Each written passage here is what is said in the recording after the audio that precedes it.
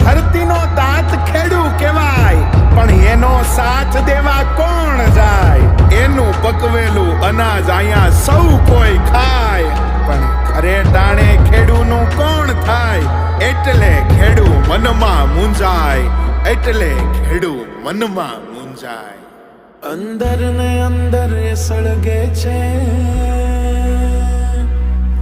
બળદના ચોટાએ બાંધી કામે વળગે છે. અંદર ને અંદર એ સળગે છે, બળદના ચોટાએ બાંધી કામે વળગે છે. ધ્યાન રાખે છે બધી મોસમનું, ધાન બધાનું એ તો જીવની જેમ પકવે છે.